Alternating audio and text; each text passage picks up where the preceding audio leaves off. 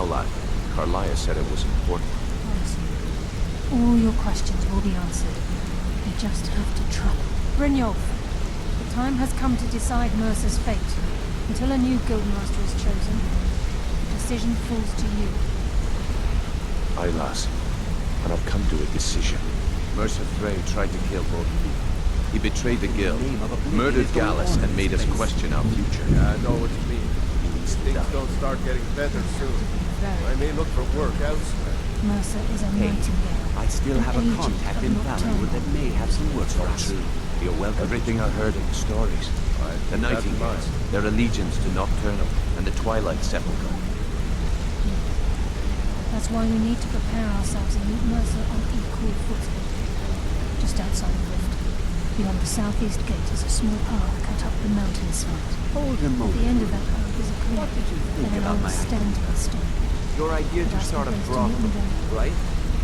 Do you want me to tell you exactly what I I have some preparations of my own to make. Yes. I'll meet you at the stone. I think if Brynjolf catches wind of it, he'll take you right out of it. He'll drop it on you. I'm preparing to leave for the standing stone. What is it?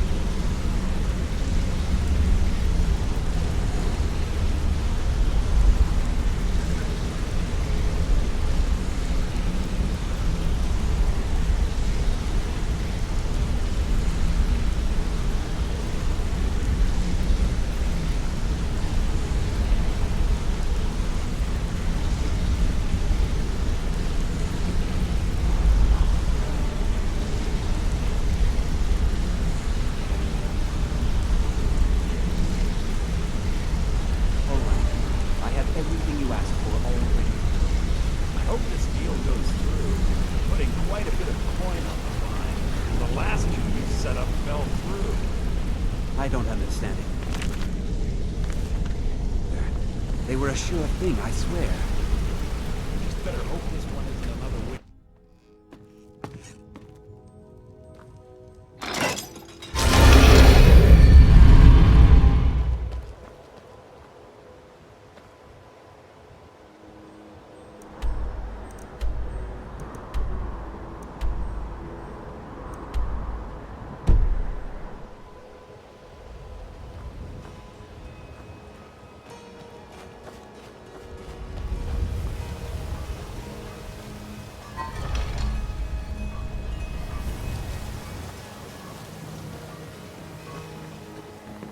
Talk of strange happenings at Autumnshade Clearing, just north of the lake.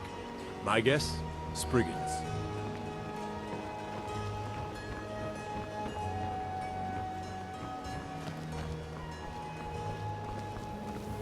Trees. They're beautiful here. Reminds me of autumn at home.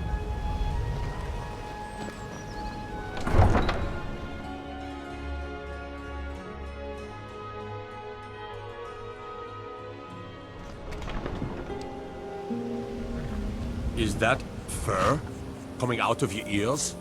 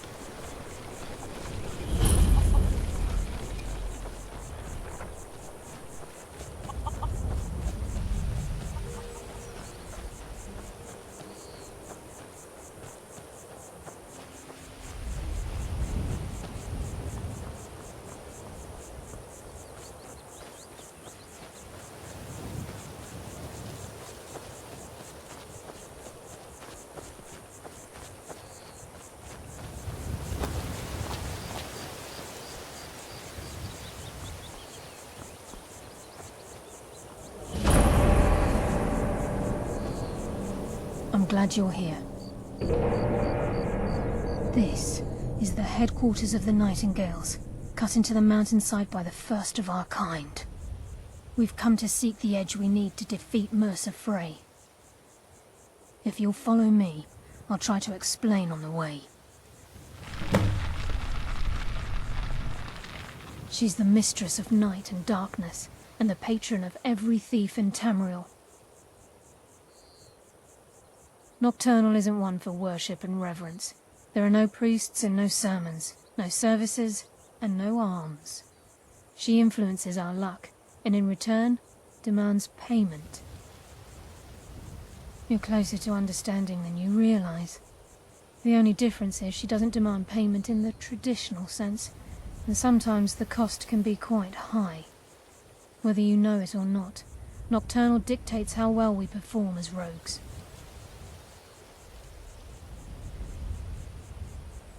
Again, you have to think differently. Haven't you ever noticed how our luck behaves? Like a novice picking an impossible lock, or a blind man suddenly turning to face you as you reach for his pocket. It's through these subtle means that Nocturnal influences us. Nocturnal's whim is the greatest mystery to everyone. There have been volumes written on the subject. Does she exact payment when we die? When we suffer, does she revel in our misery? No one knows. The return certainly seems worth the risk, though.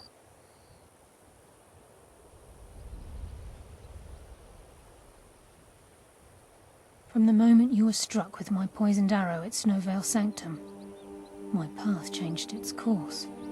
Perhaps I couldn't bring Mercer back alive, but together, we were able to clear my name and to put Gallus's memory to rest. I'd always intended Mercer's fate to ultimately be decided by the Guild, and it seems they've spoken. It's my hope that you will, yes. This way, please.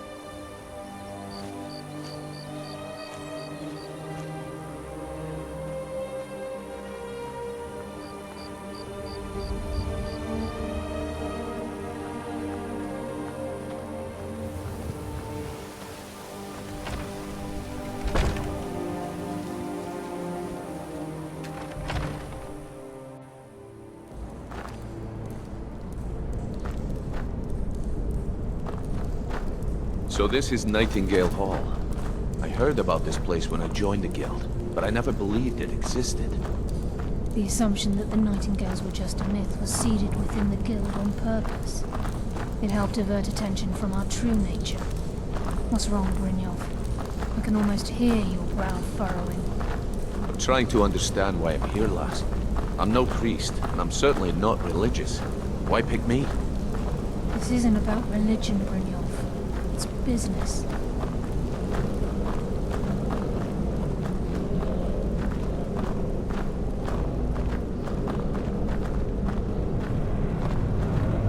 This is Nightingale Hall. You're the first of the uninitiated to set foot inside in over a century.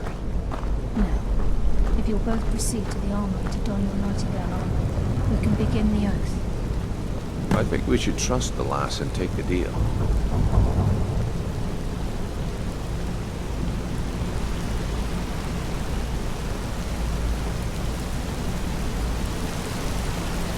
I think we should trust the lass and take the deal.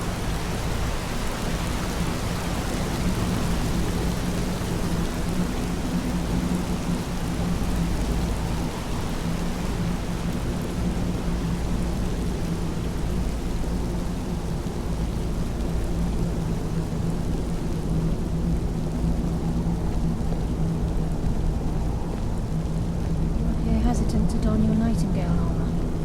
What's troubling you? This is enough to make your head spin, eh?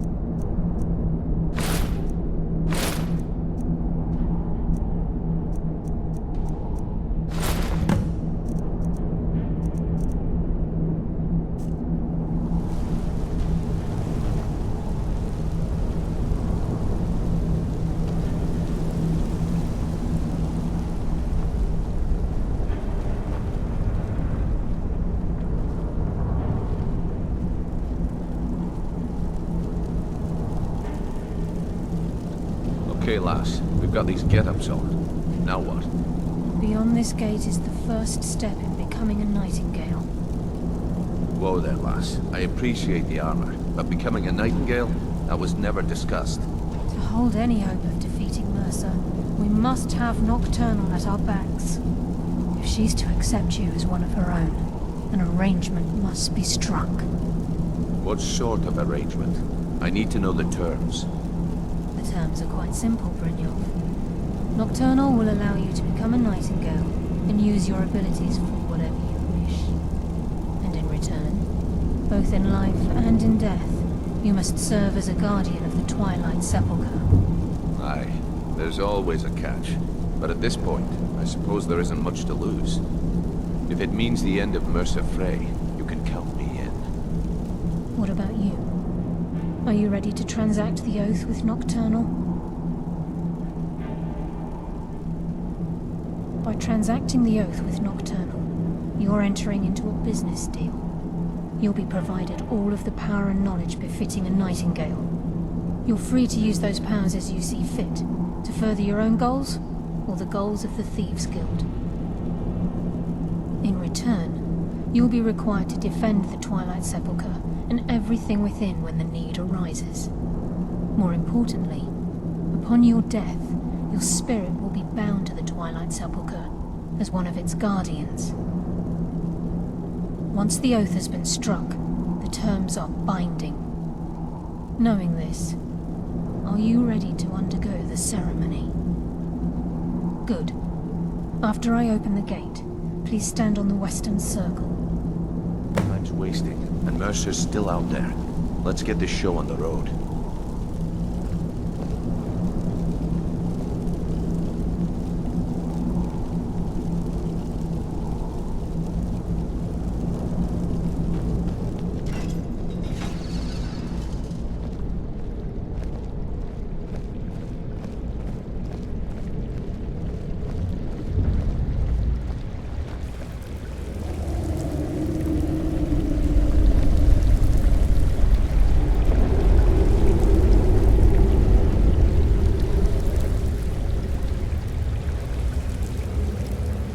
Upon you, Lady Nocturnal, Queen of Murk and Empress of Shadow.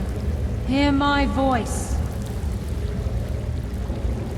Ah, Carlia. I was wondering when I'd hear from you again. Lose something, did we?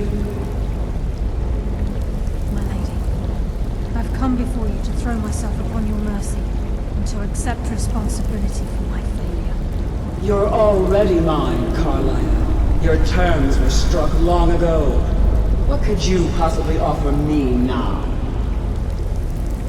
I have two others that wish to transact the oath, to serve you both in life and in death. You surprise me, Carlia. This offer is definitely weighted in my favor. My appetite for Mercer's demise exceeds my craving for wealth and grace. Revenge. How interesting. Very well. The conditions are acceptable. You may proceed. Lady Nocturnal, we accept your terms. We dedicate ourselves to you as both your avengers and your sentinels.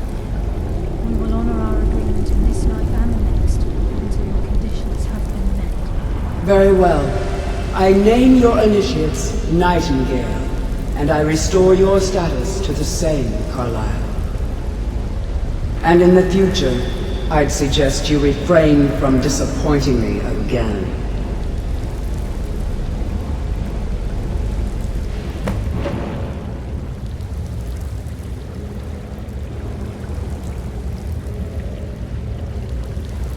Now that you've transacted the oath, it's time to reveal the final piece of the puzzle to you. Mercer's true crime. Mercer was able to unlock the Guild's vault without two keys because of what he stole from the Twilight Sepulchre, the skeleton key. By doing this, he's compromised our ties to Nocturnal, and in essence, caused our luck to run dry. Well, yes, but the key isn't only restricted to physical barriers. All of us possess untapped abilities, The potential to wield great power securely sealed within our minds. Once you realize the key can access these traits, potential becomes limitless.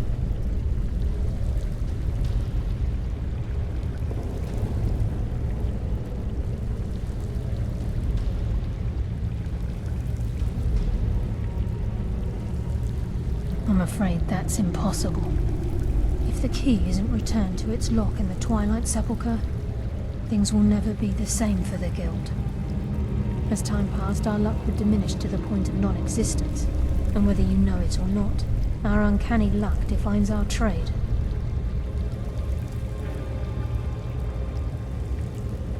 Very true. In our line of work, it's quite rare we set out to return a stolen item to its rightful owner. Before we depart, Brynjolf has some business to discuss. I suggest you listen to him. Listen, lad. There's one last piece of business we need to settle before we go after Mercer. The leadership of the Guild. Carlia and I had a long discussion before you arrived here. Thanks to your efforts, Mercer's treachery has been exposed. After we deal with him, all that remains is restoring the Guild to its full strength. As a result, we both feel that you have the potential of replacing Mercer as leader of the Thieves Guild. I've been at this game a long time, my friend. A long time. I've stolen trinkets from nobles and framed priests for murder. I'm good at what I do, maybe even one of the best, but it's all I know. I've never been one to lead. Never desired it, never cared for it. Don't want it.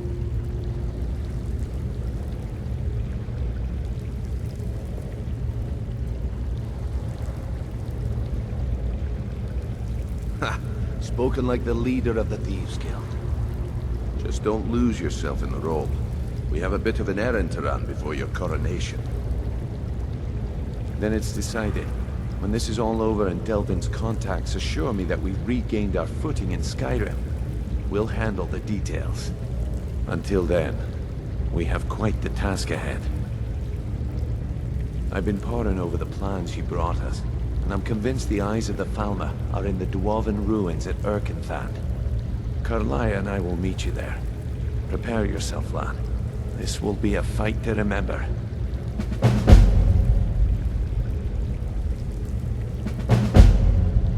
If you would have asked me that yesterday, I'd have said no. But now I think our chances have improved.